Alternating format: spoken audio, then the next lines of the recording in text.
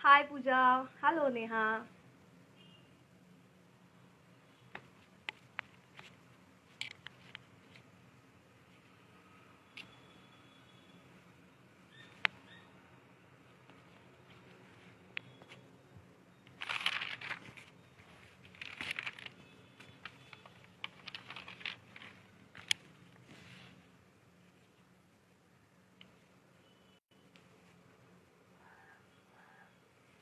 Hello.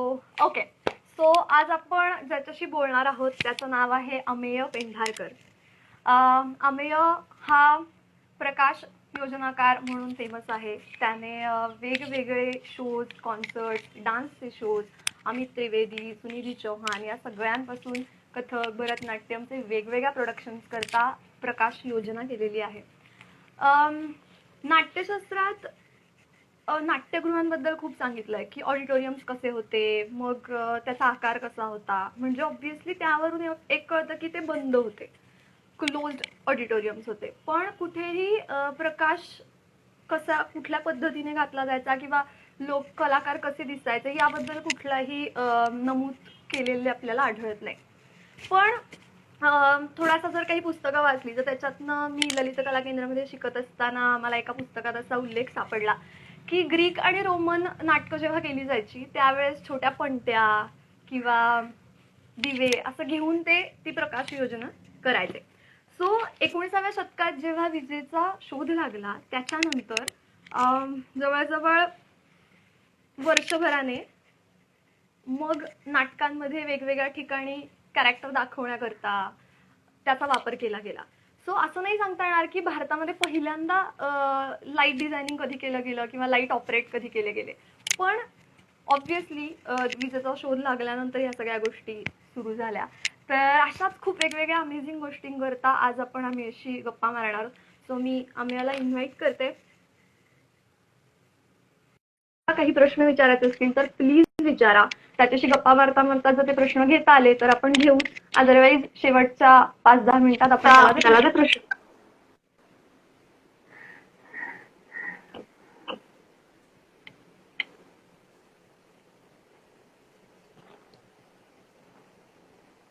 हाय अमेय. हाय, ऐकू येतंय का? मला मीच दिसत नाहीये. माझा आवाज मला परत ऐकू येतोय. हाय. ओके. अमेय माझा आवाज मला ऐकू येतोय. आता बघ. हॅलो. अजूनही मला आवाज. मी कारण काहीच हेडफोन्स वगैरे काहीच घातलेले नाहीये. सो तू हेडफोन. हो, 2 मिनिट. ओके. सो मी आता सांगत होते आम्ही की पहिल्यांदा योजना भारतात कधी वापरली गेली किंवा लाईटचा भारतात कधी वापर झाला स्पेसिफिकली नाटकाकरता. ऑब्व्हियसली ह्याचा कुठे उल्लेख आढळत नाही. पण ग्रीक आणि रोमन नाटकांमध्ये पहिल्यांदा पणत्या आणि मग त्यांचे जे काही दिव्यांची त्यांच्याकडे जे काही फॉर्मॅट होता त्याचा वापर करून ते सगळे करत होते. मग 19व्या शतकात जेव्हा विजेचा शोध लागला त्याच्यानंतर मग वेगवेगळे इन्स्ट्रुमेंट्स आणि मग इन्स्ट्रुमेंट्स नाही म्हणायचं मला, वेगवेगळे काय म्हणतो पद्धती किंवा या सगळ्याचा वापर करून मग त्याच्यामध्ये लाईट डिझायनिंगचा एक प्रकार आणि मग त्याच्यामध्ये वेगवेगळी डेव्हलपमेंट झाली. आता मला तुझ्याकडे वळायचंय. जनरली करिअर म्हटल्यानंतर डॉक्टर, इंजिनियर ही फर्स्ट प्रायोरिटी असते. तू लाईट डिझायनिंग मध्ये करिअर करायचं डिसिजन का घेतलास आणि कधी घेतलास? सो आता जे तुझं हे होतं की डॉक्टर आणि इंजिनियर्स तर त्याच्यातच म्हणजे त्या काळात जे वाटत होतं तर आधी मी इंजिनिअरिंगला ऍडमिशन घेतलं ऍज युज्युअल. मग कॉलेजकडनं पुरुषोत्तम फिरोदिया हे करता करता आणि जसं कळायला लागलं की इंजिनिअरिंग तसं फारसं काही झेपत नाही आणि त्याच्यात काही इंटरेस्ट नाहीये. मग मी हळूहळू लाईट्स कडे वळालो आणि मग कॉर्पोरेट इव्हेंट्स, डान्स शोज असं करत करत मी करतोय. 10 वर्ष झाली, 10-12 वर्ष. ओके. तुझ्या मते लाईट्स ऑब्व्हियसली प्रत्येक कार्यक्रमामध्ये विजिबिलिटी आणते, म्हणजे काय स्टेजवर चाललंय हे आपल्याला दाखवून देते. पण अदर दॅन व्हिजिबिलिटी तुला काय वाटतं की लाईट्स काय अजून कॉन्ट्रीब्युट करतं? हम्म. मला असं वाटतं की लाईट हे कॅरेक्टर आहे म्हणजे काय एखाद्या स्क्रिप्ट साठी कॉन्फ्लिक्ट गरजेचा असतो किंवा ऍक्टर ऍक्ट्रेस गरजेचे असतात, डान्सर्स गरजेचे असतात, तसं मला वाटतं की लाईट हा एक कॅरेक्टर आहे. सो कुठल्याही प्रोडक्शन मध्ये जेव्हा लाईट ऍज अ कॅरेक्टर किंवा कुठलाही टेक्निकल मीडियम म्हणजे फक्त लाईट्सच नाही पण साऊंड आहे, साऊंड डिझायनिंग आहे, म्हणजे ही सगळी फील्ड आपल्याकडची खूप आत्ता आत्ता पिक्चर मध्ये यायला लागलेली अशी फील्ड्स आहेत. सो मला वाटतं की ते कॅरेक्टर आहे म्हणजे त्या कुठल्याही प्रोडक्शन मधलं आहे आणि त्या ह्यानेच विचार केला गेला पाहिजे त्याचा. Correct. So being a character म्हणजे व्हिजिबिलिटीच्या पण पलीकडे तो एक इंटेन्सिटी नुसार काहीतरी क्रिएट करायचा प्रयत्न करतो. असं तो एखादं बोलतो. हा सॉरी म्हणजे तेच इंटेन्सिटी म्हणता येईल किंवा काही मुवमेंट्स म्हणता येतील लाईट्सच्या की जे आजकाल इंटेलिजंट लाईट्स तुम्ही कॉन्सर्ट्सला वगैरे बघितले असतील काही काही ठिकाणी. सो अशा काही गोष्टी आहेत किंवा कलर्स आहेत बेसिकली. हो. ह्या सगळ्या गोष्टींमध्ये आपण इंटेन्सिटी बद्दल बोलत होतो त्यानुसार डान्सच्या बाबतीत असा कुठला कार्यक्रमामध्ये तुला जाणवलंय की हा इंटेन्सिटीचा तितकाच प्रभाव पडतो जितका बाकीच्या गोष्टींचा? म्हणजे म्युझिक आहे, डान्स करता म्युझिक ऑब्व्हियसली खूप महत्वाचं आहे. सो ते एकमेकांना म्हणजे लिटरली हातात हात घालून एकत्र चालत असतात. पण मग तुझ्या लाईट डिझायनिंगमुळे किंवा त्या कलर्समुळे, त्या इंटेन्सिटीमुळे असा फरक पडलेला तुला कधी जाणवलाय? असं एखादं एक्झाम्पल तू आम्हाला देऊ शकतोस? एक्झाम्पल असतं आता एकदम आठवणार नाही मला, कदाचित पुढे जसं आपण हळूहळू जाऊ तसं मी या प्रश्नाला थोडं थोडं कव्हर करत जाईल. पण इंटेन्सिटी खूप मॅटर करते. म्हणजे बऱ्याच वेळेला म्हणजे आरुताईचं आणि माझंच बोलणं होतं त्याच्यावर की कुठल्याही प्रोडक्शन मध्ये जर काय बेसिक रिक्वायरमेंट असते आपल्याकडची की शूट चांगलं दिसलं पाहिजे. सो त्याच्यासाठी लागणारी इंटेन्सिटी, त्याच्यासाठी लाईट्सचे अँगल्स लागणारे हे फार वेगवेगळे आहेत. सो बऱ्याच वेळा आरोग्याचं माझं डिस्कशन होतं या विषयावर की जर आपल्याला लाईव्ह ऑडियन्ससाठी एखादा इफेक्ट द्यायचा आहे जो इंटेन्सिटी आहे, म्हणजे इन केस इमॅजिन कर की 40% इंटेन्सिटी आहे लाईटची, 50% आहे जी व्हिज्युअली दिसताना खूप छान दिसते पण ती कॅमेऱ्यात दिसताना नाही दिसणार तेवढी चांगली. सो हे फरक आहे म्हणजे मेनली की कॅमेरा आणि आपण जे डोळ्यांना दिसतं आपल्या त्याच्यात. पण हे तुला का जाणवलं? म्हणजे जनरली डान्सर्सची अशी डिमांड असते का की शूट करायचं आहे आणि प्लस तेवढे लाईट्सचे इफेक्ट्स पण आम्हाला खूप अमेझिंग हवे? हा म्हणजे ऍक्च्युली हा खूप वास्ट क्वेश्चन आहे पण मला एक बेसिक सांगायचं आहे. मी बऱ्याच वेळा बोललेलो पण या विषयावर की मला पर्सनली माझं ओपिनियन हे आहे, मला बाकी कोणालाही काही हे नाही करायचं. माझं ओपिनियन हे आहे की आयदर तुमचं शूट चांगलं होऊ शकतं नाहीतर तुमचा लाईव्ह ऑडियन्स साठीचा परफॉर्मन्स चांगला होऊ शकतो जनरली स्पीकिंग, म्हणजे कन्सिडरिंग बजेट कन्स्ट्रेंट वगैरे वगैरे सगळं किंवा आपल्याकडचे जे शोज होतात त्या लेवलचे शोज बघतात. तर दोन्ही गोष्टी नाही हे करतायत आणि मला माहिती नाही व्हिडिओ विषयी एवढं फॅसिनेशन का आहे आपल्याकडे, पण एनिवे मला त्याच्यात पडायचं नाहीये. पण ठीक आहे. May be being a dancer me imagine करू शकते की डॉक्युमेंटेशन, की हा कार्यक्रम झालेला तर डॉक्युमेंटेशन. सो म्हणजे काय आता याबद्दल काय म्हणायचं? पण तसे बऱ्यापैकी कार्यक्रम होतात म्हणजे प्रत्येक डान्स क्लासचे.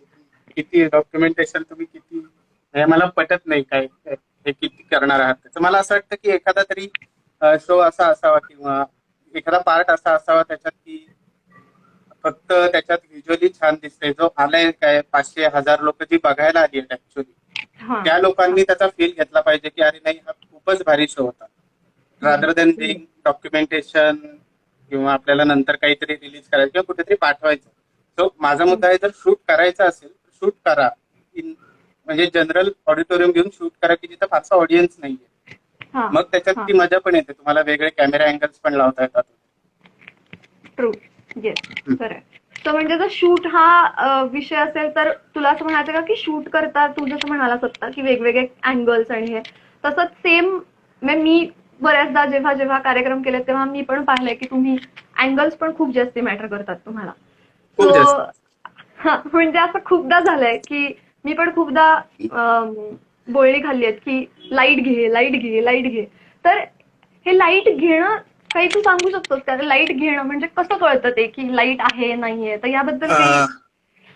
ऍक्च्युली आपल्याला याच्यावर खूप एक आठवडाभर वगैरे सेशन घ्यायला लागेल, पण बेसिक सांगायचं तर म्हणजे आता माझे डोळे खूप वेगळाच लाईट आहे आता घरात. सो माझे डोळे दिसत नसतील आणि हे काढलं तर दिसतंय. सो हे तुमच्या डोळ्यांना फील होतं. हा, येस येस. किंवा तू फक्त खाली बघ. आता तुझ्याकडे चांगला लाईट आहे, तू खाली बघितलं तर तुझ्या डोळ्याखाली अंधार येईल आणि वर बघितलं तर नाही येणार. सो हा लाईट घेणं आहे बेसिकली. त्याच्यात काहीच रॉकेट सायन्स नाहीये लाईट घेण्यात. येस. पण तुला हे जाणवतं की खूपदा याच्यामध्ये पण खूप गफलत होते? खूप खूप जास्त. म्हणजे रादर काही म्हणजे माझ्यासाठी तरी फ्रस्ट्रेटिंग हे आहे की सॉरी, पण बऱ्याच वेळेला असं होतं काही काही लोकांकडनं की आम्ही मार्किंग करून देतो नाटकासाठी म्हण, डान्ससाठी म्हण, की हा स्पॉट आहे स्पेशली, आणि काहीतरी आम्ही एक इफेक्ट इमॅजिन केलेला असतो की तो करेक्ट त्या पॉइंटला येईल आणि तो किंवा ती वाटेवर त्या पॉइंटला येईल आणि ते दिसताना छान दिसेल. पण ते मार्क पेक्षा 3-4 फूट डावीकडे, उजवीकडे, मागे पुढे कुठेतरी उभे राहतात. मग त्या इफेक्टचा काही उपयोगच होत नाही. करेक्ट. येस. सो तू आता जसं म्हणालास की तुम्ही मार्किंग करून देता, तर त्या म्हणजे एक प्रश्न आला ऍक्च्युली आपल्याला इंस्टाग्राम वरती की मार्कवर म्हणजे जो मार्क करून दिला त्याच्या वरती उभं राहायचं असतं का मार्कच्या मागे उभं राहायचं? सो ऍक्च्युली प्रत्येकाची स्टाईल वेगळी आहे.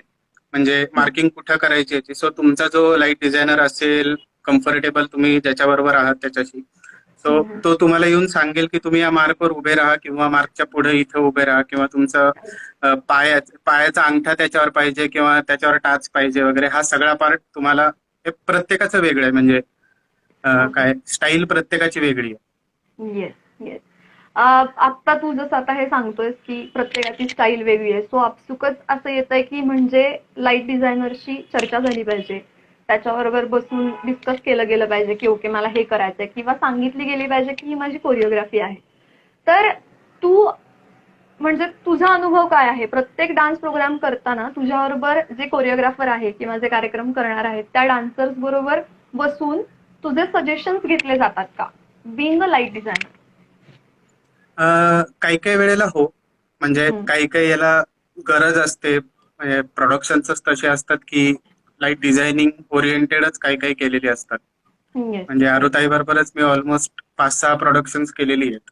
तर त्या ह्याच्यात असतं म्हणजे की आम्ही जनरल रिहर्सलला गेल्यानंतर एक एक तासभर 1.5 तास रिहर्सल बघितली की आरुताई आणि मी एक अर्धा पाऊण तास बसलेलो असतो की हे करून बघू शकतो, ते करू शकतो. की म्हणजे तिला ऍक्च्युली काही दाखवत नाही. म्हणजे आमचं ते आता बॉन्डिंगच त्या लेवलचं झालंय की तिला दाखवायची गरज पडत नाही आम्हाला. की तिला सांगितलं की तिला कळतं अच्छा इथे हे होणार. येस. मला तू म्हणतोस त्याच्यावर एक प्रोडक्शन आठवतंय ताईचं, तुका म्हणे. तुका म्हणेचं जेव्हा मी पहिला प्रयोग बघितला होता आरुताई आणि कल्याणी ताईचा, नाही सुदर्शन नाही, ज्योत्ना मुळेला. Yes yes. तर तेव्हा आम्ही खूप फ्रँकली स्पीकिंग मला हे जाणवलं नव्हतं की ओके इथे लाईटचा इफेक्ट आलाय आणि मग म्हणून ते खूप इम्पॅक्टफुल होतं. तेव्हा फक्त बघताना ओके डान्स आहे आणि मग त्याच्यातनं हे ते मांडतायत कोरिओग्राफी, इथपर्यंतच ते राहत होतं. सो जेव्हा मी त्या प्रोजेक्टचा एक भाग झाले आणि जेव्हा पहिली रंगीत तालीम होती तेव्हा जेव्हा तुम्ही सांगितलं की जेव्हा तो लाईट येतो, म्हणजे बाकी सगळ्यांना सांगण्याकरता मी एक्सप्लेन करते की एक असा सीन आहे तुका म्हणेमध्ये की जिथे पूर्ण अंधार आहे आणि एक एक दिवा स्पॉट येतो आणि मग तिथे तिथे ती तो विठ्ठल शोधायला सुरुवात करते. तर माझ्याकरता हे खूप सरप्राइझिंग होतं, कारण अशी कुठलीच मी प्रोडक्शन असं केलं नव्हतं की ज्याच्यामध्ये मी लाईटवर अवलंबून आहे. सो कारण कुठेतरी तो एक रिअलिस्टिक अप्रोच क्रिएट करायचा प्रयत्न होता आणि जो की खूप अमेझिंग होता. बिंग अ डान्सर मला सुद्धा त्या लाईटचा ज्या प्रकाराने वापर केला गेला होता ते खूप अमेझिंग होतं. आणि असं म्हणतात ना की परफॉर्मर पण तितकाच इन्व्हॉल्व पाहिजे त्यामुळे तो एलिमेंट खूप अमेझिंग होता.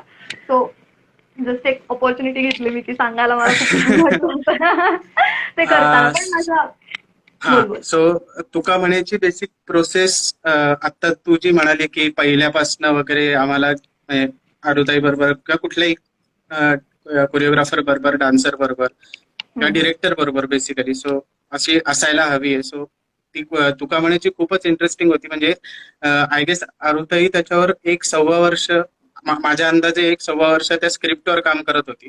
आणि तिच्या डोक्यात ते आल्यापासनं तिने मला ते सांगितलेलं होतं की हे असा एक कन्सेप्ट आहे, आपण तुकारामांच्या अभंगांवर काहीतरी प्रोडक्शन करणार आहोत वगैरे वगैरे. तो तेव्हापासून मला इंटरेस्ट होता आणि तेव्हा आमचं बोलणं खूप क्लिअर झालं होतं की हा शूट साठी कधीच नसणार आहे. म्हणजे जेव्हा करायचं असेल शूट तेव्हा आपण खास शूट करू, पण हा फक्त लाईव्ह ऑडियन्सला फील आणून द्यायचा ह्याच्यासाठीच असणार आहे. सो तो खूप इंटरेस्टिंग पार्ट होता की तिने पण तेवढं फ्रीडम दिलं आणि तिचा पण विश्वास होता पहिल्यापासूनच की आपण जे काही करतोय ते चांगलं करतोय. आणि इव्हेंच्युअली ते वर्कआउट झालं. आणि तू जे आता म्हणालीस की काय लाईट्स तुला पहिल्या याच्यात जाणवले नाहीत, ते मला खूप पॉझिटिव्हली घ्यावंसं वाटेल. कारण जर लाईट्स दिसत नसतील तर ते चांगले झालेत माझ्या अंदाजे. म्हणजे त्या प्रोडक्शनचं जे एक कॅरेक्टर आहे ते कॅरेक्टर सक्सेसफुल होतं. आपण पहिल्याच पॉइंटवर जाऊयात परत. कारण बरेच असे असतात की अरे या डान्स आज काय झाला आम्हाला आठवत नाहीये, पण लाईट्स खूपच भारी होते किंवा त्यांचं म्युझिक खूपच भारी होतं. व्हॉट एव्हर, म्हणजे कुठल्याही बाबतीत. किंवा डान्स आठवत नाही पण त्याचा फ्लुटिस्ट खूपच छान होता वगैरे. तो मला असं वाटतं की ही सगळी लोक ही एका प्रोडक्शनचा पार्ट आहे आणि एकही गोष्ट जर अशी व्यवस्थित उठून दिसत नाहीये तर प्रोडक्शन सक्सेसफुल आहे. अगदी खरं आहे, खूप खरं आहे. मी असं खूपदा ऐकलंय की डान्सर स्वतःहून सांगतात की थोडे 4-5 LED लावा किंवा मला मागे जेव्हा कालिया मर्दनची गोष्ट करेल तेव्हा लाल लाईट द्या. तर या सजेशन्स बद्दल तुझं काय मत आहे? नाही, मी ऍक्सेप्ट करतो या लोकांची सजेशन्स खूप, की मला आवडतात. म्हणजे लोक जे सजेशन्स देतात ते की मला इथं हे पाहिजे. सो इव्हेंच्युअली कसं आहे, मला पर्सनली वाटतं की प्रत्येकाने आपापला शो डिझाईन केलेला असतो. प्रत्येकाच्या डोक्यात एक एक असतं व्हिज्युअल की बाकी सगळं ठीक आहे की आम्ही याला बोलवलंय किंवा कोणालाही बोलवलंय लाईट डिझायनरला तर तो बाकी सगळं हँडल करेल. पण मला ह्या पॉइंटला इथनं एक रेड लाईट येणारा हवाच आहे. हे प्रोडक्शनच्या सुरुवातीपासून त्यांच्या डोक्यात असतं. So I just go with that की ओके ठीक आहे, यांना हवंय. मी त्यांना सांगून बघतो की हे कदाचित वाईट दिसू शकतं, मला माहिती नाही, पण तुम्हाला जर हवा असेल तर ते आपण करूया. कारण इव्हेंच्युअली तो क्लायंट आहे माझा. त्याचा विचार करायला लागतो. पण मग असं बऱ्याचदा होत असेल ना ऑब्व्हियसली की तुला एखादी कन्सेप्ट बघून तुझे काही सजेशन्स असतील आणि तुला जर असं वाटत असेल की ही इथे येऊन हे कॅरेक्टर करणार असेल त्याच्याऐवजी तिने तिथे जाऊन करावं, सो तुला काहीतरी वेगळ्या प्रकारे लाईट डिझाईन करता येते. तर हे सजेशन्स घेण्याचा पुण्यातल्या डान्सर्सचा काय अप्रोच आहे? पॉझिटिव्ह आहे, निगेटिव्ह आहे, और काही तुझा अनुभव काय? माझा अनुभव खूप पॉझिटिव्ह आहे. मी खूप इंटरफेअर करतो, नो डाऊट. म्हणजे काही प्रोडक्शन असतील, ऑफकोर्स काही क्लासचे प्रोग्राम्स किंवा हे असेल तर मी काही बोलत नाही, पण खूप छान प्रोडक्शन आहे. म्हणजे बऱ्याच वेळा खटके पण उडतात, काही त्याच्यात डाऊट नाहीये, पण ते होतं इव्हेंच्युअली वर्कआउट की हा सांगतोय ते खरं आहे. आणि कारण ऑफकोर्स तुम्ही एक महिना कोरिओग्राफीसाठी कष्ट घेतलेला असतो मिनिमम, आणि मी अचानक एक दिवस आधी येऊन सांगतो तुम्हाला की नाही हे चेंज करा, आता लेफ्ट विंग मधनं या राईटच्या ऐवजी. सो ते जरा हेक्टिक असतं, पण इव्हेंच्युअली ते दिसताना छान दिसतं. सो कोणाची कंप्लेंट नसते त्याबाबत. करेक्ट. मग अशी आपण बजेट बद्दल तू म्हणालास की शूटिंग करता लाईट्स वापरायचे की प्रोग्राम करता, हा डिसिजन डान्सर्सने स्वतंत्रपणे घेतला पाहिजे आणि त्यानुसार त्यांना तू ऑब्व्हियसली क्लिअर गोष्टी सांगतोस की बघा शूटिंग करता असेल तर हे असं होणार आहे आणि ह्याचा करता असेल तर हे असं दिसणार आहे. पण मग बजेट हा पण डान्सर्स करता एक खरंच एक काय म्हणू शकतो संवेदनशील मुद्दा आहे. तर खूपच संवेदनशील आहे. मला ऍक्च्युली फक्त लाईट्स ऍज सच नाही, मला जनरलच बजेटिंग किंवा मॅनेजमेंट, स्पेशली पुण्यातल्या डान्सर्स विषयी, म्हणजे मला माहिती नाही, आता खूप लोक हर्ट होतील या स्टेटमेंटवर, पण इलाज नाहीये काही त्याचा. मला इन जनरल वाटतं की कुठल्याही गोष्टीची थोडी तरी मॅनेजमेंट असली पाहिजे. म्हणजे इन केस आपण यशवंतरावला एखादा शो लावलाय कुणीतरी, म्हणजे इन केस तू लावलाय शो, आपण डायरेक्ट मी तुला बोलतो म्हणजे तू हर्ट होशील फक्त. सो तू यशवंतरावला शो लावलायस आणि म्हणजे यशवंतरावचं बेसिक भाडं काहीतरी आपण 15,000 रुपये धरू. ओके. सो तुला माहितीये की एक 3-4 म्हणजे यशवंतरावचे बुकिंग 2 महिने आधी मिनिमम तुला द्यायला लागतात, म्हणजे ही फॅक्ट आहे. सो ते पण तू मॅनेज केलं. पण तुला हे माहितीये की पुढच्या 4 महिन्यात माझा एक शो यशवंतरावला आहे. सो त्याचं भाडं मिनिमम 15,000 रुपये आहे. सो ही कारणं लाईट डिझायनर, साऊंड इंजिनियर किंवा कुणीही राहतात जे सो कॉल्ड बॅकस्टेज आर्टिस्ट जे म्हणतात, सो ह्या सगळ्यांसाठी ही कारणं देऊन चालणार नाही कधीच. आता म्हणजे 2020 अर्ध झाला, आता संपलंच म्हणजे ऑलमोस्ट. आणि तर त्याच्यात ही कारणं देऊन चालणार नाहीत की अरे ऑलरेडी यशवंतरावला 15,000 रुपये आम्ही भरलेत आणि मग आता आमचं बजेटच नाही उरलंय वगैरे. या म्हणजे माझं म्हणणं, तुमचं बजेट नसेल तर काही पहिल्यापासून तुम्ही ऍक्सेप्ट करा की बजेट नाहीये, नाहीतर मग बजेट नाहीये तर मग इफेक्ट्स पण एक्सपेक्ट करू नका की तुम्ही अरे हा यशवंतरावला आम्ही शो बघितला तर सेम आम्हाला तिथं पण पाहिजे. खूप आहे, पण मी आता एवढंच हर्ट करीन कारण मुद्दा कळाला असेल बेसिक. ठीक आहे, थोडीशी हर्ट झाली मी, पण ठीक आहे. अनघाचा एक मध्ये प्रश्न आला होता की तुझी मी नो डिझायनिंग म्हणलं तिला.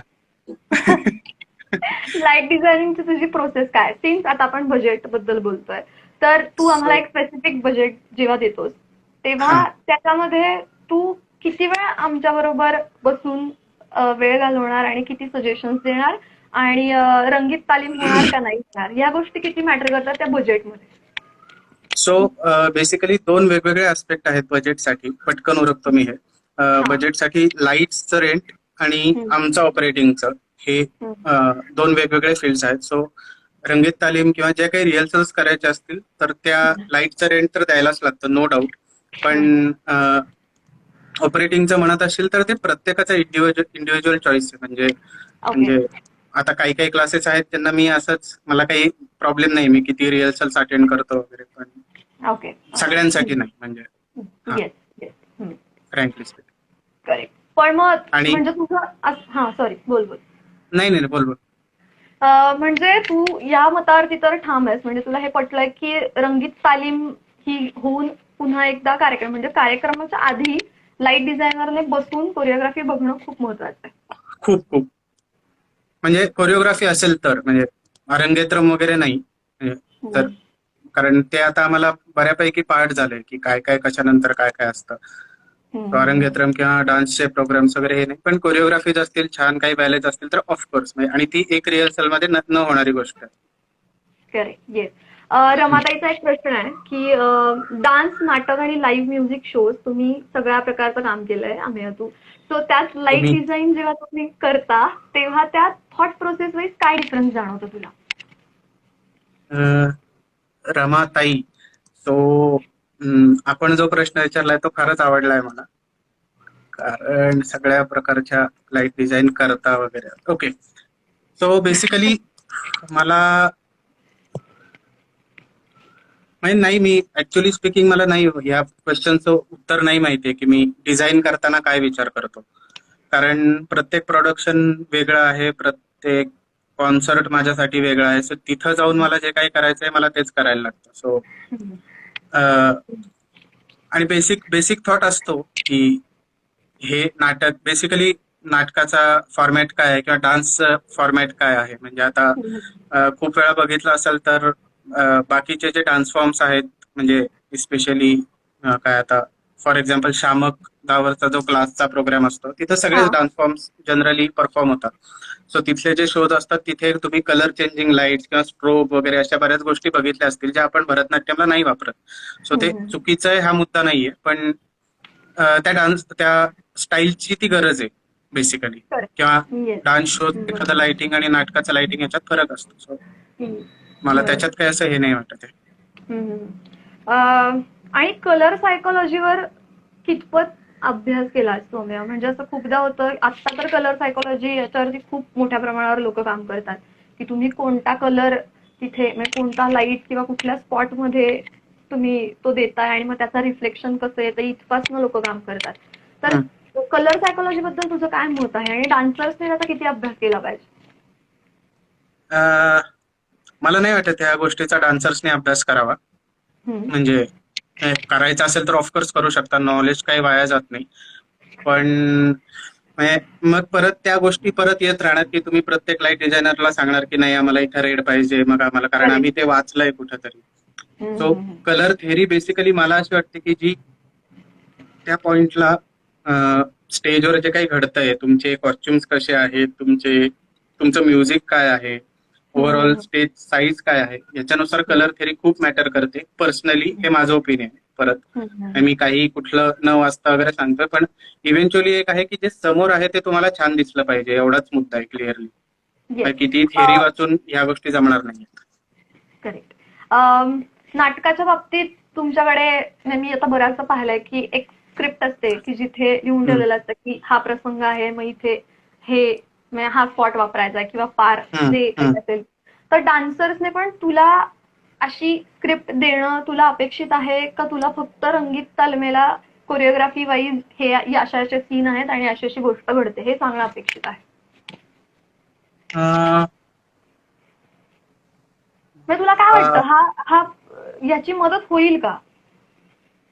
नाही वाटत मला फ्रँकली.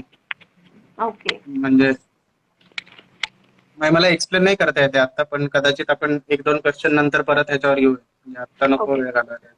ठीक आहे. सायक्लोरामा हा एक नवीन प्रकार नाहीये, खूप दिवसांपासून चालू आहे. पण ऍक्च्युली सगळ्यात जुना प्रकार आहे, तो आपल्याकडे वापरायचा बंद झालाय. अच्छा. पण म्हणजे मी असं ऐकलंय की आपण चंद्र, त्याच्यानंतर घराचा शेप असा मागच्या पडद्यावरती आपण ह्या गोष्टी दाखवू शकतो. तर हे डान्स मध्ये आपण वापरलं तर तुला असं वाटतंय का की ती उगाचच डिपेंडन्सी आहे? मी डिपेंडन्सी असंच नाही म्हणणार या गोष्टीला, कारण मी तरी आता फॉर एक्झाम्पल चंद्रच आता तू बोललीस, तर चंद्राचं मी आतापर्यंत जेवढे dance classical dance form of course बघितले, त्याच्यात तुम्ही भिंगेतनं येताना किंवा आल्यानंतर थोड्या वेळात काय तुम्ही समुद्र किनारी आहात, नदी किनारी आहात, चंद्र असा दाखवणं, म्हणजे ह्या गोष्टी त्या आपोआप एस्टॅब्लिश करता तुम्ही. म्हणजे त्याच्यासाठी मला नाही वाटत की ते करायची गरज आहे. सेम जर नाटकाचं आपण बघितलं तर नाटकात असे डायलॉग कधीच नसतात की इन जनरली की अरे तो चंद्र किती छान दिसतोय, आपण नदी किनारी बसलोय तेव्हा किती छान वाटतंय. सो ही प्लेस एस्टॅब्लिश करण्यासाठी ते लाइटिंग गरजेचं असतं असं वाटतंय मला. पण डान्समध्ये तुम्ही डान्स मुवमेंट मधनच करता, मग आम्ही काही करत नाही. मग रात्र दाखवायचे जनरल तो सो एक ब्लू लाईट काहीतरी आहे की तो रात्रीला असतो इन जनरल, तेवढंच. येस. आणि म्हणजे आता खूप वेगवेगळी टेक्नॉलॉजी आलेली आहे ज्याचा आपण वेगवेगळ्या पद्धतीने वापर करू शकतो. जसं तू आता म्हटला की सायक्लोरामाचा वापर करणं न करणं हे कोरिओग्राफीवर अवलंबून आहे, खरंच तिथे नेसेसरी आहे का? अदरवाईज हस्त हे खूप म्हणजे ऍस्थेटिकल पार्ट आहे तो प्रत्येक डान्स स्टाईलचा की हस्तांमधूनच त्या गोष्टी पुढे येतात. पण मग या लाईटचा सायकोलॉजिकल इफेक्ट होतो का शोज मधून? तुला असा कधी अनुभव आलाय की लाईटची इंटेन्सिटी वापरून किंवा तुला ऑन द स्पॉट असं वाटलं की नाही मला हा स्पॉट द्यायचा, हा रंग इथे टाकायचा, तर त्याचा ऑडियन्सवर सायकोलॉजिकल इफेक्ट झालाय? हो हो. म्हणजे बेसिकली मी कुठलाही शो जो मी करत असतो त्या शोला मी असं असतो की फ्रँकली स्पीकिंग मी हा विचार नाही करत कधी की सगळ्या लोकांना काय वाटेल. मी त्या पॉइंटला असं असतो की माझ्या डोळ्यांना आता काय छान दिसतंय. कारण तिथं येऊन कोणालाच हे कळत नसतं की मी काय करतोय किंवा काय चालू आहे तिथं. सो कदाचित असं येऊ शकतं की काही वेळेला ब्रीफ मध्ये सांगितलेलं असतं की इथे रेड कलर वापरायचा आहे, पण त्या पॉइंटला स्टेजवर गेल्यावर मला असं होतं की नाही यार इथे रेड जरा ऑफ दिसणार आहे किंवा आधीचा कलर काहीतरी वेगळा होता, त्यातनं रेड झाला तर जरा डोळ्यात जाईल. सो मग मी त्या पॉइंटला कलर चेंज करतो आणि खूप इम्प्रोव्हायझेशन म्हणजे कंटिन्यू. तुका म्हणायचीच केवढी इम्प्रोव्हायझेशन आहेत. म्हणजे सुश्रुत आणि निनादही आता जे काही शोज करतायत की प्रत्येक ठिकाणी काही काही वेगवेगळे डिफिकल्टीज येत आहेत आम्हाला की विठ्ठलाचा स्पॉटच नसतो समोर. सो लोकांना रेफरन्स नाही लागणार, पण ठीक आहे की काही काही ज्या नेसेसरी गोष्टी आहेत त्या नसतात. सो इम्प्रोव्हायझेशन करायला लागतं. हा, मग मला इम्प्रोव्हायझेशनचा असा एखादा किस्सा सांगा की ज्यावेळेस तू खरंच म्हणजे तुला कळालं नव्हतं काय करायचंय, पण तू जो डिसिजन घेतलास त्याने एक मजा आली की जेव्हा ज्याच्यानंतर तुझा कॉन्फिडन्स वाढला की येस तुला एक ऍस्थेटिक आहे. पटकन सांगतो, जलधाराचा शो होता नाशिकला. आय गेस हे आरोताईला आठवतही नसेल. सो त्यांच्याकडे लास्ट जो बार होता लास्ट लाईट बार, त्याला एलईडी बार जो लावतो आपण, तर तो बारच त्यांचा तुटला होता काहीतरी आम्ही जायच्या 2 दिवस आधी. आणि तो माझा पहिला शो होता आरुताई बरोबरचा. आणि मी ओके. पण टेन्शन मध्ये होतो कारण बारच नाहीये, सो डिझाईनच काही वर्कआउट होऊ शकत नाहीये त्या ह्याच्यासाठी. तर तेव्हा तिने खूप कम्फर्ट केलं होतं मला की काही नाही, आता जे मॅनेज होत आहे ते कर वगैरे. सो ते जे वर लाईट लावले होते तेच सेम मी मागे फुटला ठेवून असे उलटे जे ऑडियन्सला दिसतील असे या स्टाईलने मी केलं होतं, आणि ते खूप ब्रिलियंटली वर्कआउट झालं होतं. आणि मग तेव्हा मला असं झालं होतं की नाही, काहीतरी आपण करू शकतो. अरुताई म्हणते आठवतंय तिला. ओके, तू डान्स बरोबरच सुनिधी चौहान आणि अमित त्रिवेदी या लोकांबरोबर पण कॉन्सर्ट केलेल्या आहेत. येस. तर त्या कॉन्सर्टची मजा काय आहे? तुला तिथे लाईट करताना कसा अनुभव येतो? बेसिकली खूप वेगळ्या लेवलची मजा आहे, कारण ह्या सगळ्या लोकांची गाणी म्हणजे अमित त्रिवेदीची ऑफकोर्स कॉलेज पासनं, पण सुनिधीची गाणी मी आय गेस 7वी-8वी पासनं हिट सॉन्ग दिली आहेत तिने माझ्या, नाही आधीपासूनच राहतात. तो खूप इम्पॉर्टंट एक माइलस्टोनच होता की लहानपणापासून आपण जी गाणी ऐकतोय त्याच्यावर आपल्याला काहीतरी परफॉर्म करायला मिळत आहे. आणि ऍक्च्युली खूप मजा येते ते करायला आणि इव्हेंच्युअली. क्लासिकल कारण हा नाही बोल बोल. कारण बेसिकली हे म्हणजे काय म्हणता येईल ते की एका पॉइंटला हे आहेत, सेलिब्रिटीज आहेत आता, सारखं सारखं त्यांना भेटून वगैरे फारसं काही फ्रँकली आत्ता असं काही वाटत नाही, पण खूपच टॅलेंटेड लोक आहेत म्हणजे दोघंही. आणि सुनिधीचा शो कधीही आयुष्यात कुठेही मिळाला तरी प्लीज बघा. सगळे जे काही इथे लोक आहेत तिची जी एनर्जी आहे ती मॅच नाही करू शकत आता कोणीच. पण ह्या लोकांबरोबर जसं तू आता म्हणालास की सेलिब्रिटी फिगर्स आहेत, या लोकांबरोबर काम करताना विंग एक टेक्निकल टीमचा भाग असताना तुला किती फ्रीडम आहे तिथे काम करताना? ऍक्च्युली खूप आहे. म्हणजे अमित त्रिवेदी तर बेसिकली या बाबतीत खूपच पॅशनेट आहे की त्याला त्याचा शो छान दिसला पाहिजे. सो लाईव्ह कॉन्सर्टला एक व्हिज्युअल आर्टिस्ट म्हणून पण एक पोस्ट येते की जो मागचा एलईडी वगैरे इनकेस कोणी बघितला असेल तर.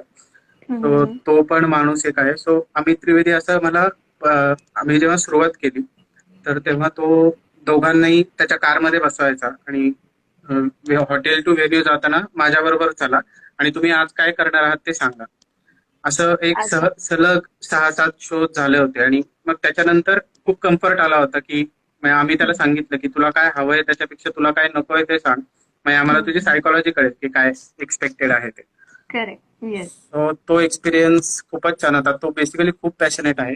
आणि सुनिधीचाही सेम सीन आहे. म्हणजे असं काही कधीच वाटलं नाही. म्हणजे मी तिच्या घरी जनरलच जातो असं की तिचं असतं की व्हिज्युअल आर्टिस्ट आणि लाईट इंजिनियरची मीटिंग करायची आहे. सो आम्ही जनरल तिच्या घरी जातो आणि मग 2-3 तास आमचं डिस्कशन चालू असतं की ह्या शो मधलं आपण हे करू शकतो, हे इफेक्ट्स अजून ऍडिशनल करू शकतो. सो ह्या इयर मध्ये आमचा प्लॅन होता की खूप छान शो डिझाईन करायचा, पण आता सगळंच ओव्हरऑलच वाट लागली. सो हे करू नाही शकत. करेक्ट. एक प्रश्न आहे, खूप सुंदर प्रश्न आहे की माईमचे आणि डायलॉग्स असलेल्या नाटकाच्या लाईट्स मध्ये काही फरक असतो का? असेल तर कसा? फरक ऑफकोर्स असणार आहे. कारण मी फ्रँकली बेसिकली माईमची नाटकं मी कधी केलेली नाहीयेत. हे कोण आहे मला माहिती नाही, सॉरी. पण मी माईमची नाटकं मी फारशी कधी केलेली नाहीयेत. पण मी जेवढं केवढं बघितलंय तेवढ्यात मला असं वाटतं की तो आर्ट फॉर्म असा आहे की तुम्हाला खूप प्लेफुल राहायला लागतं. कारण डायलॉग्स नाहीत, म्युझिकली किंवा व्हिज्युअली बेसिकली कुठल्याही बाबतीत. म्हणजे त्यांच्या ऍक्टर्सच्या हालचाली पण अशा बऱ्यापैकी लाऊड असतात. कॉमेडी असेल तर ते अजून काय कॉमेडी कशी वर आणता येईल असं ते ट्राय करत, एक्झॅजरेट करत असतात. सो त्या ह्याच्यात मला वाटतं की लाईट्सचा पण तेवढाच पार्ट आहे. जेवढं शांत नाटक असेल एखादं जिथे एवढं मेलो करायची काही गरज नाहीये, तिथं जरा स्टेडी लाइटिंग असेल असं मला वाटतंय. मला खूप आवडेल माईमचा एखादा प्रोजेक्ट करायला. काय असेल तर सांगा. हो प्लीज. कोणी मी कधी केलेलं नाहीये कारण. ओके.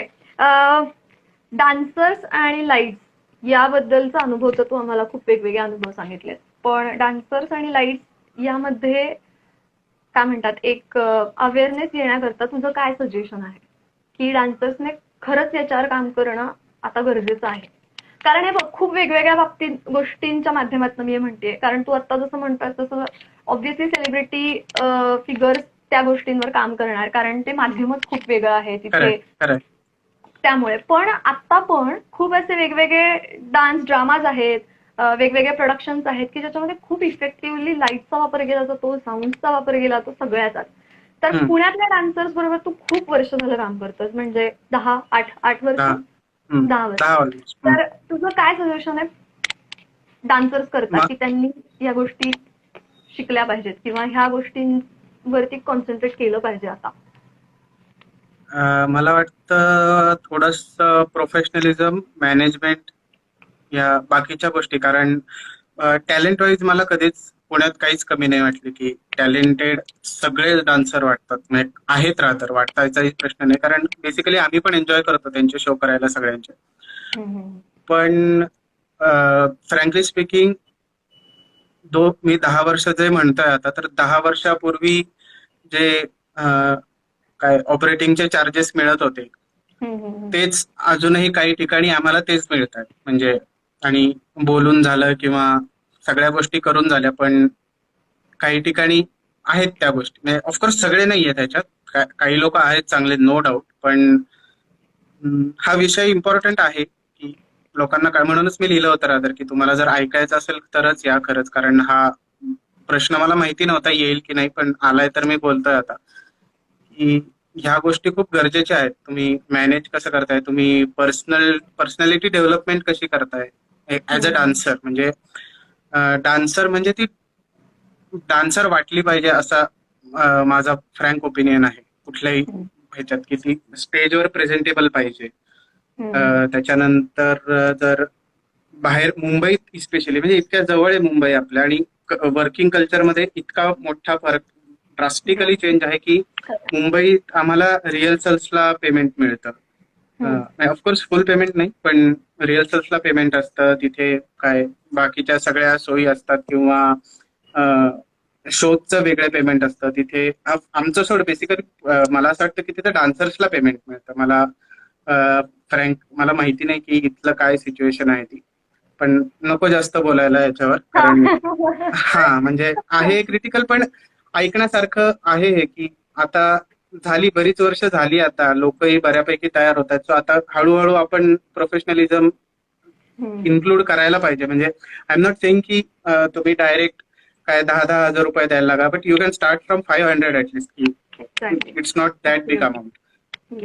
सो मला पण याचे खूप वेगवेगळे अनुभव आहेत, पण मला असं वाटतं की तुम्ही जो स्टँड घेतलात की तुम्हाला कोणाबरोबर आणि कशा पद्धतीने काम करायचं, कारण खूपदा असं होतं की आपण एक अमाऊंट सांगितली की अच्छा म्हणजे मानधन पण द्यायचंय, म्हणजे हा प्रश्न काय. आणि स्पेसिफिकली तू जसं म्हणालास तसं मी तुला पहिला प्रश्न ह्याच करता विचारला की करिअरमध्ये मी डॉक्टर व्हायचंय, मला इंजिनियर व्हायचंय, ते लोक डिग्री घेऊन पास आउट होणार, कुठेतरी जाऊन जॉब करणार, पण तसं आर्टिस्टचं जनरली होत नाही.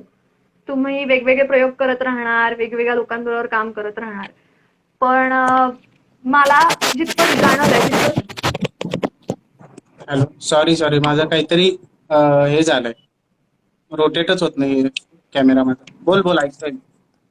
हा, अरे पण तू दिसत नाहीयेस.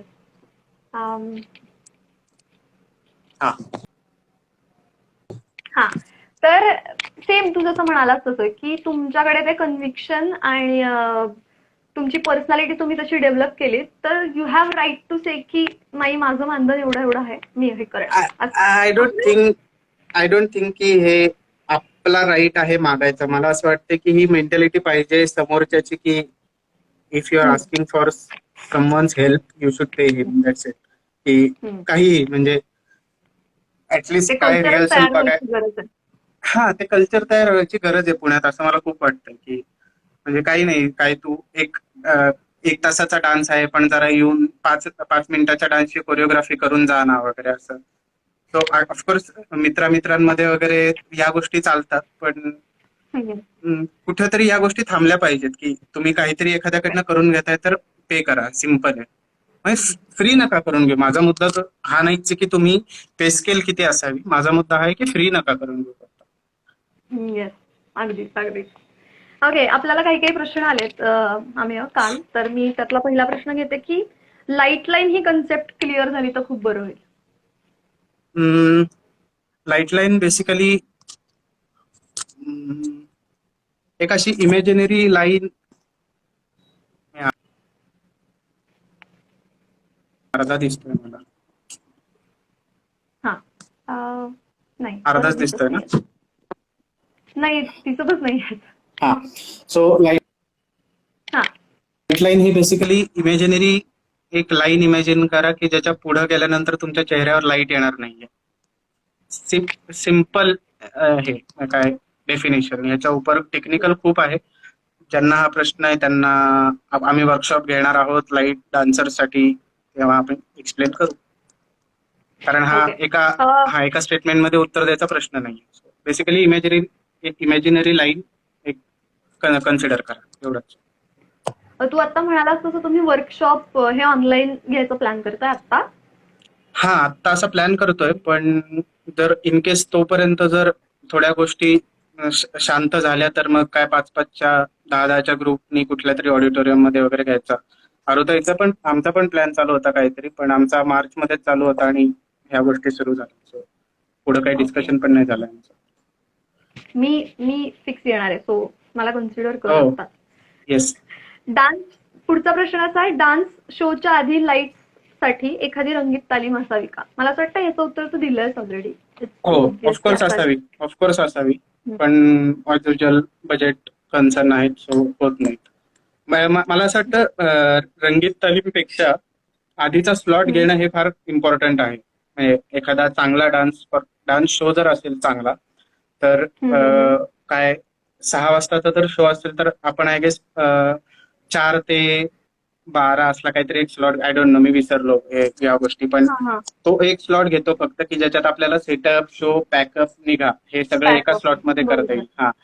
सो मला असं वाटतं की रंगीत तालीम असण्यापेक्षा आधीचा स्लॉट घेणं जास्त इम्पॉर्टंट आहे, की मग लाईट्स लावून तुम्हाला ऍक्च्युअल विथ कॉस्ट्युम्स बघणं की अच्छा मी इथं आले तर हे होईल, इथं आलं तर ते जास्त इम्पॉर्टंट आहे. ऍक्च्युली हा खूप स्मार्ट ऑप्शन आहे. म्हणजे कुठली तरी परत वेगळी तारीख मिळवून तेवढ्यापुरतं फक्त रंगीत तालीम करून आधीचा स्लॉट घेऊन कंटिन्युअस. येस. मुली लाईट्स करू शकतात का? लाईट डिझाईन म्हणायचं आहे. ऑफकोर्स, का नाही? अरे कारण त्याच्यावर डाऊटच नाहीये मला, म्हणजे करेक्ट. पण म्हणजे मला विचारायचं की ललितला जेव्हा आम्ही लाईट हा अख्खा एक वेगळा पेपर होता आम्हाला, त्यामुळे आम्ही असा लिटरली अभ्यास केला त्याच्याबद्दल. तर त्याच्यात मी असं वाचलं, आम्ही एक्सपेरिमेंटेशन करताना आम्हाला तो स्पॉट उचलायला पण आम्ही तिघी जणी एकत्र येऊन तो स्पॉट उचलत होतो. तर ही कामं न करता फक्त लाईट डिझाईन करणं हे काम वेगळं असतं ना? म्हणजे का तुम्ही लाईट डिझाईन करताय म्हणजे की तुम्ही नाही, हे बघ, आपल्याकडे आता बेसिकली बाहेर हे कल्चर आहे की एक लेबर असतो, एक टेक्निशियन असतो, एक प्रोग्रॅमर असतो, एक ऑपरेटर असतो आणि एक डिझायनर असतो. सो सगळ्यात मोठी पोस्ट डिझायनरची असते. सो बऱ्याच वेळा असं असतं की बाहेरचे डिझायनरचे शोज ऑपरेट पण करत नाही. तो शो ऑपरेट करायला एक वेगळा माणूस असतो. आता आपल्याकडे कन्सर्नच हा असल्यामुळे की प्रॉपर एज्युकेशन लाइटिंगचं नसल्यामुळे बेसिक पासून सुरुवात करायला लागते. पण ऑफकोर्स कोणाला मुलीला जर करायचं असेल तर एनिवे, म्हणजे रादर आत्ता आम्ही ऑनलाईन कन्सोल ट्रेनिंगची वर्कशॉप चालू आहेत आमची, तर त्याच्यात 2 मुली आहेत आणि त्या खूप सिन्सिअरली कामं करतात. सो मला नाही वाटत की साऊंड, लाईट या कुठल्याच गोष्टी मुली, आणि फॉरेनमध्ये जनरलीच करतात आणि थोडी कामं करायला लागणार आहेत. सो ह्या फील्डमध्ये यायचं असेल तर असं बोलून नाही चालणार तुम्हाला की मी फक्त एसीत बसते आणि तुमचं सगळं झालं की मला सांगा. सो थोडी करायला लागणार आहेत, पण ऑफकोर्स मुलगी म्हणल्यावर कोणी तुम्हाला हे नाही सांगणार आहेत की जा तो लाईट आणून इथं लावून दे. पण थोडा स्ट्रगल ऑफकोर्स आहे. येस, आय गेस प्राजक्ताला तिचं उत्तर मिळालंय. सो अजून चांगला डान्स करते ती, तिला कशाला लाईट्स करायचं? नाही, प्राजक्ता दुसरी प्राजक्ता. अच्छा. येस. इथे एक आहे प्रश्न की लाईट्सची इंटेन्सिटी प्रेक्षक वर्गाच्या सांगण्यावर अवलंबून आहे का? सांगण्यावर म्हणायचंय आय गेस. का संख्येवर आहे का? हो, संख्येवर म्हणायचं, बरोबर. म्हणजे किती ऑडियन्स. हा, बरोबर. नाही वाटत मला, म्हणजे नाही ऍक्च्युली. हा लाईटची इंटेन्सिटी हा पूर्ण स्टेज आणि किती परफॉर्मिंग आर्टिस्ट आहे स्टेजवर ह्याच्यावर डिपेंडंट आहे. जर खूप ऑडियन्स असतील म्हणजे जेव्हा 10, 20, 25,000 लोक येतात तेव्हा त्यांच्यासाठी डिले स्क्रीनचा ऑप्शन येतो की तुम्हाला लाईव्ह टेलिकास्ट मागे केलं जातं वगैरे. Yes yes. ओके, सो आता काही इंटरेस्टिंग क्वेश्चन्स आहेत तुझ्याकरता. क्वेश्चन्स नाही आहेत ऍक्च्युली, हा एक छोटा गेम आहे पिकवन नावाचा. तो तुला 2 ऑप्शन दिले जाणार आहेत, त्यातून तुला कंपल्सरी एक सिलेक्ट करायचं आहे. ठीक आहे. सो पहिला अमित त्रिवेदी का Sunidhi Chauhan? Sunidhi. Okay. Theatre programs की concerts? Concerts. Rock music shows की क्लासिकल म्युझिकल शोज?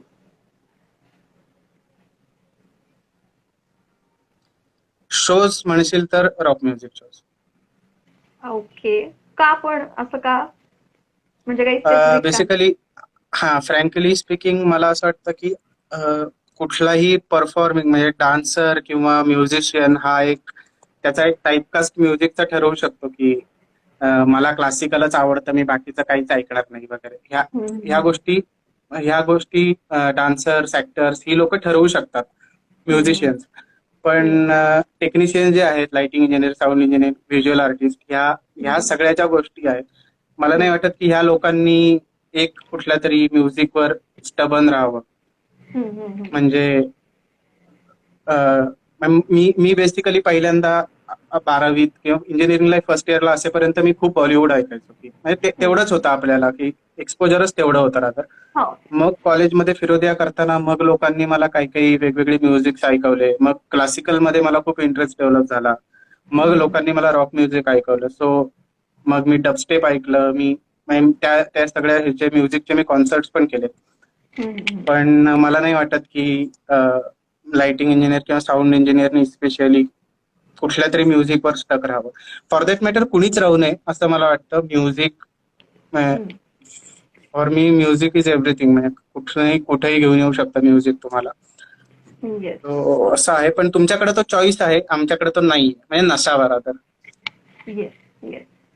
पण टॉपचे कॉन्सर्टचे लाईट्स करायला मजा येते, कारण क्लासिकल मध्ये करायला फारसं काही नसतं. एक कलर ओपन करून दिला, चेहरे दिसले, बास आहे त्यांना, त्यांच्यात एवढेच एक्सपेक्टेशन्स असतात. रॉक कॉन्सर्टचे लाइटिंग करायला जास्त मजा येते. तुला जास्ती शोज करायला कुठे आवडतं, इंडियामध्ये की भारताच्या बाहेर? इंडियाच्या बाहेर. शो इंडियात करायला आवडतं, फिरायला बाहेर आवडतं. सो उत्तर तुझं इंडियामध्ये. ओके. टाइम कोड की लाईव्ह ऑपरेटिंग? Live operating. का बरं? टाइम कोड बद्दल थोडं सांगितलंस तर आय गेस सगळ्यांनाच कळेल, कारण मला पण ती कन्सेप्ट नवीन आहे तशी. सो टाइम कोड बेसिकली अशी एक वेव्ह फॉर्म इमॅजिन करा की अशी एक वेव्ह चालली आहे आणि ह्या वेव्हला ह्या पॉइंटला एखादा लाईट काहीतरी ट्रिगर होतोय. त्याच्यानंतर म्हणजे या पॉइंटला समज रेड होतोय लाईट, मग तो वेव्हच्या ह्या फॉर्मला गेला तर तो ब्लू होतोय. असं एक प्री प्रोग्राम्ड शो तयार करता येतात की जे तिथं जाऊन व्हेन्यूवर जाऊन फक्त लाईट सेट करायचे, ते बेसिक पॅचिंग करायचं आणि ते म्युझिक रन केलं की काही न करता शो आपोआप रन होतो. म्हणजे लाईट्स आपोआप चालू राहतात, म्हणजे काही ऑपरेट नाही करायला लागत. सो हे बेसिक टाइम कोड आहे. ऑफकोर्स खूप फास्ट आहे, हे एवढंच नाहीये. माझं उत्तर ऑपरेटिंग आहे, कारण म्हणजे मला नाही वाटत की आपण ऑलरेडी टेक्नॉलॉजीवर खूप डिपेंडंट आहोत. आणि एक पॉइंट असा येईल की म्हणजे मला सगळ्यात जास्त भीती आजकाल टेक्नॉलॉजीचीच वाटते फ्रँकली. हा खूप वेगळा टॉपिक आहे, पण तरी पण ऑटोमेशनची आणि टेक्नॉलॉजीची. सो मला असं वाटतं की एक काहीतरी गोष्ट आपल्यात नॅचरल आहे, आपण तो म्युझिकचा फील घेऊन त्या पॉइंटला, म्हणजे जे इम्प्रोव्हायझेशन सॉर्ट ऑफ आपण जे मगाशी बोलत होतो, तर त्या पॉइंटला, कारण टाइम कोडचं बेसिकली होतंय की तिथं जातो आम्ही, एक फेडर वर करतो आणि अशी हाताची घडी घालून बसून राहतो की शो आपला त्याचा चालू राहतो शो. सो काही करायला नाही लागत. सो ऍक्च्युली बोर होतं ते, म्हणजे ऑडियन्स सारखं. आणि मग ते तिथं जाऊन ऑडियन्सच म्हणून बसण्यात काही पॉइंट नाही. ओके. कथकचे कार्यक्रम की भरतनाट्यमचे कार्यक्रम? कसे, कुठल्या लेवलचे कार्यक्रम? जनरल. हा कथकचा कार्यक्रम आहे आणि हा भरतनाट्यमचा. तुला लाईक करायला कुठे आवडेल? आवडतं म्हणजे आवडेल नाही. ऍक्च्युली जनरल दोन्ही नाही, म्हणजे नाही तुला नुसते. एक कंपल्सरी घ्यायचंच आहे अमेय, एक कंपल्सरी म्हणजे वन अच्छा, दोन्ही रिजेक्ट नाही करू केलं शकत. असेल तर नाही, वन हा. स्केलवर पण करायचं सिलेक्ट. नाही, मला वाटलं दोन्ही सिलेक्ट नाही करू शकत, मला दोन्ही रिजेक्ट करायचा ऑप्शन असू शकतो. सो मी अजिबात नाही, ओके. अजिबात नाही. सो भरतनाट्यम सिलेक्ट केला तर पैसे मिळणार आहेत, आणि कथक सिलेक्ट केलं नाही केलं तर आज जेवण नाही मिळणार. सो कथक. का जेवण जेवण का नाही मिळणार म्हणजे मला नाही. हे घरात कथक आहे ना, सो नेहा, येस, हा. नेहा कथक डान्सर आहे, करेक्ट. तो आम्ही बायको ऍक्च्युली कथक डान्सर आहे म्हणून त्याने तसं उत्तर दिलं. ओके, सो नेहा प्लीज आज त्याला जेवायला दे. Okay, the next one is RGB और CMY. हो, CMY. ओके, सांगू शकतोस RGB आणि CMY काय? या दोन कलर थेरीज आहेत बेसिकली. RGB म्हणजे रेड, ग्रीन आणि ब्लू. सो आपण शाळेत पेंटिंग साठी जे काही शिकलो होतो ते की आपल्याकडे आय गेस पेंटिंग मध्ये RYB हे प्रायमरी कलर्स होते. वॉर्म कलर्स आणि तीच नाही, theory. प्रायमरी कलर्स की त्यातनं मिक्स करून वगैरे असं. सो रेड आणि येलो मिक्स करून मग त्याचा ऑरेंज व्हायचा वगैरे. So Yes, yes. RYB हे प्रायमरी कलर्स होते ह्याच्यासाठी, पेंटिंगसाठी. तर लाईट्स मध्ये दोन थेरीज आहेत, एक RGB आणि एक CMY. सो RGB म्हणजे रेड, ग्रीन आणि ब्लू. सो ओके, तुला जर समज मॅजेंटा कलर पाहिजे तर तुला रेड आणि ब्लू मिक्स करायला लागतो असं. ओके. सो या दोन कॉम्प्लिमेंटरी थेरीज आहेत. अच्छा. त्यातल्या त्यात मी CMY चूज करतो, म्हणजे ओके, बेसिक काही त्याला कारण नाहीये विशेष. ओके. सचिन तेंडुलकर की AR Rahman?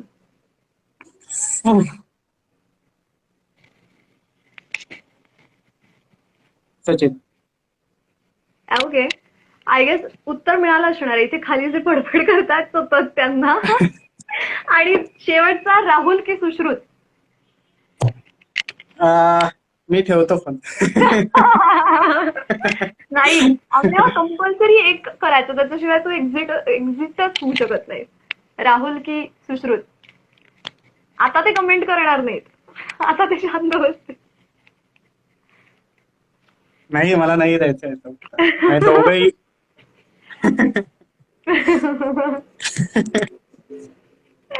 Okay, no problem. आधीच्या सेशनला लोकांनी खूप नाही उत्तरं दिली आहेत, मी त्याच्यापेक्षा बरीच बरी दिली आहेत. सो म्हणजे सचिन आणि रहमान मधलं चूज करायला लावलं, तिथे त्याच्यापेक्षा जास्त काहीच नसू शकतं माझ्यासाठी. खरंय. हा. पण खूप मजा आली आम्हाला. मजा पण आणि अर्थात खूप गोष्टी शिकायला पण मिळाल्या. कारण खूपदा ओव्हरलुक केलं जातं या गोष्टींकडे. चला नाचायचंय, आज जाऊन एक कार्यक्रम करायचा आहे, इतक्याच त्या प्राथमिक लेवलला त्या गोष्टी नसून त्याच्यामध्ये पण टेक्निकल पण ज्या गोष्टींचा अंतर्भाव होतो त्या गोष्टींचाही तितकाच सिरियसली आपण विचार केला गेला पाहिजे. हे आय गेस आज सगळ्यांनाच खूप चांगलं कळालंय आणि मला पण ते वेबिनार करायला आवडणार आहे. सो अर्थात मी जॉईन होईनच तुला. पण जेव्हा तू डान्सर्स करता पर्टिक्युलरली काही करणार आहेस तेव्हा पण आय होप सगळ्या डान्सर्सनी ते नक्की जॉईन करा, कारण खरंच सगळ्यांना त्याची गरज आहे. हा, म्हणजे बेसिकली मला म्हणजे बेसिक एक सांगायचंय की त्याच्यात इन जनरल लाईट्स काय आहेत, लाईट्स कसे करायचे वगैरे, हे माझा तरी प्लॅन नाहीये की हे त्या डिरेक्शननी जाणारं वर्कशॉप असेल. माझं हेच आहे की स्टेजवर असताना तुम्हाला काय कळालं पाहिजे किंवा काय नाही कळालं पाहिजे, हा सिम्पल मुद्दा. कारण तो तुमच्यासाठी जास्त इम्पॉर्टंट. म्हणजे काही जे आता प्रश्न होते की ज्यांना लाईट शिकायचे किंवा ज्यांना लाईट डिझायनर व्हायचंय ते लोक ऑफकोर्स या साईडला येऊन शिकू शकतात, पण बेसिकली त्या अनुषंगाने असेल असं वाटतंय मला. अगदीच खरं. Okay, thanks Amey. I hope तू पण एन्जॉय केलं असशील आजचं सेशन. आणि प्रश्न पण खूप छान विचारले सगळ्यांनी, खूप थँक्स. आणि ऍक्च्युली मधली खूप उत्तरं द्यायची राहिली आहेत. सो इन केस तुझ्याकडे हे क्वेश्चन्स असतील तर मला पाठव त्या ह्याच्यातले रेकॉर्ड केलेले, मग मी त्यांना पर्सनली जरा रिप्लाय करेन की काय काय आहेत. कारण खूप येऊन गेले, 4-4 लाईन्सचे क्वेश्चन्स होते. सो मी पण वाचले नाहीत ते, कारण ते वर जात होते. आपण ऑलमोस्ट कव्हर केले. पण येस, असं काही असतील तर मी अमेयला पर्सनली पाठवीन. अमेय तुम्हाला सगळ्यांना उत्तर द्यायचा प्रयत्न करेल. Yes. Okay, thank you thank you so thank you much. आरुताई. Thank you Payal. Yes. Yes, bye bye bye bye bye. Bye. Thank you so much. I hope तुम्हाला सगळ्यांना मजा आली असेल आज, आणि अशाच अजून खूप अमेझिंग लोकांना आपण भेटणार आहोत. सो पुढच्या गुरुवारी ज्ञानी गुरुवार विथ पायलमध्ये भेटूयात 7 वाजता. बाय, टेक केअर, काळजी घ्या सगळ्यांनी.